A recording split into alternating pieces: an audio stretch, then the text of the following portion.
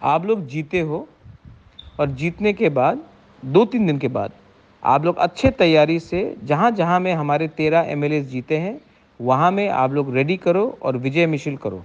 शांति से करो, लेकिन विजय मिছিল करो।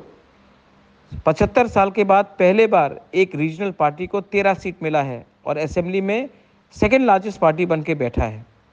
ये गर्व का बात है। इसमें आप अपने आप के अंदर आपको प्राउड फील करना चाहिए।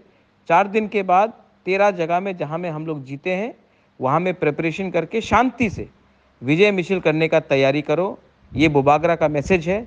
हम लोग आने वाले दिन में और आगे और ज़ोर से दम से हम लोग अपना बुकुंग बारा के लिए, तिपरासा के लिए फाइट करेंगे और मैं आशा करता हूँ और मैं जानता भी हूँ कि हमारा कॉन्स्टिट्यूशनल सॉल्यूशन अब ज़्यादा दूर नहीं है। ये मेरा मैसेज है सबको। 4 दिन के बाद शांति से हर इलाके में जहाँ में हम लोग का जीत हुआ है, अच्छे तरीके से बैंड बाजा के साथ आप लोग विजय मिছিল करो। इसमें हमको फ़ख्र करना चाहिए, हमको प्राउड होना चाहिए कि आज बिना सीपीएम का हेल्प लेकर, कांग्रेस का हेल्प लेकर, बीजेपी का हेल्प लेकर हम खुद ब खुद 13 एमएलए बनकर असेंबली में मेन ऑपोजिशन पार्टी बन के आए हैं।